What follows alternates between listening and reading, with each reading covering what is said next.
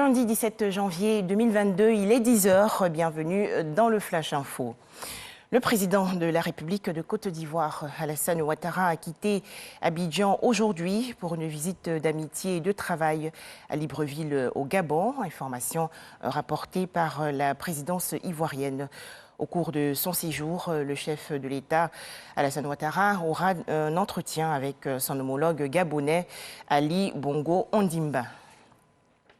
Décès hier à Bamako de l'ancien président malien Ibrahim Boubacar Keïta, dit Ibeka, la Côte d'Ivoire solidaire du Mali. Le président de la République, Alassane Ouattara, a adressé au peuple malien une lettre de condoléances. J'ai appris avec une grande tristesse le décès de mon frère Ibrahim Boubacar Keïta, ancien président du Mali.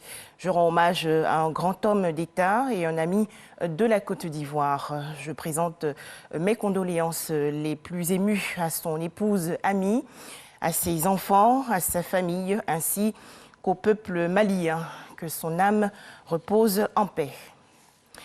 En Côte d'Ivoire, une tournée dans les régions de l'Ifou et du Hounzi pour sensibiliser les populations et les amener à utiliser la télévision numérique terrestre, la TNT.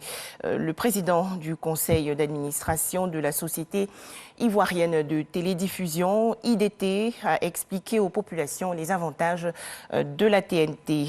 Depuis novembre 2021, la Côte d'Ivoire a complètement basculé du système analogique au numérique.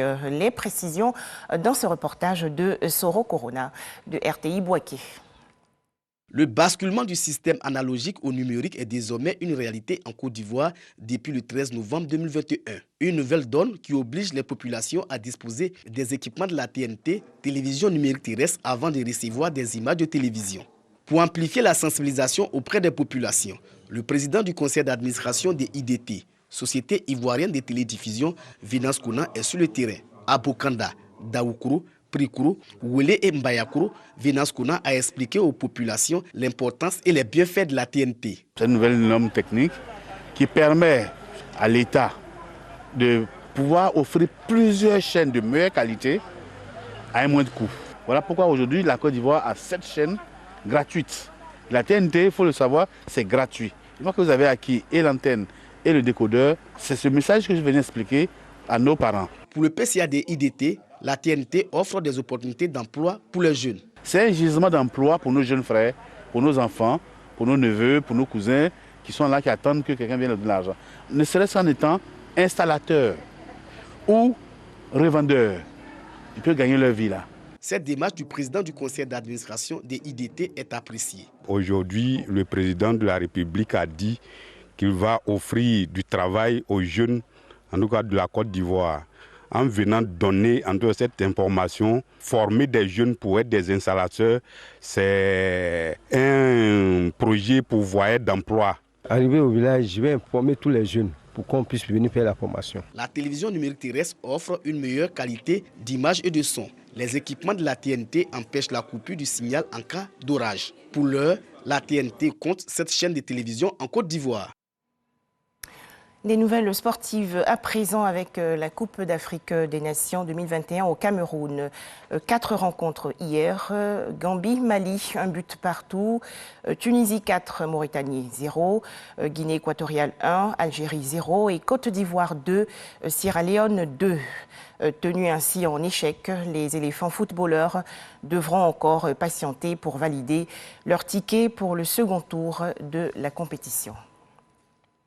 Autre actualité, à noter que le régime nord-coréen a tiré aujourd'hui 2 missiles balistiques présumés depuis un aéroport près de Pyongyang. C'est ce que déplore la Corée du Sud.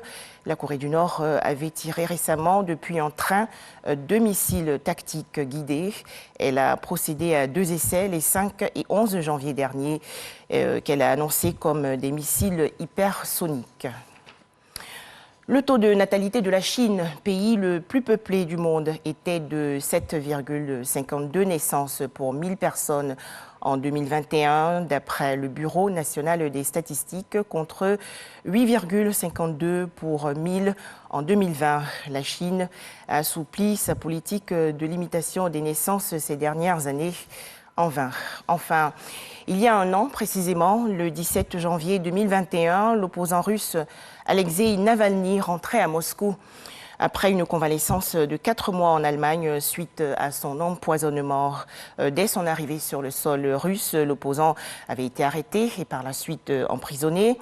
Un an après, Alexei Navalny est dans une colonie pénitentiaire, ses principaux lieutenants en exil et son mouvement reste décimé. Voilà, à 13h, le journal.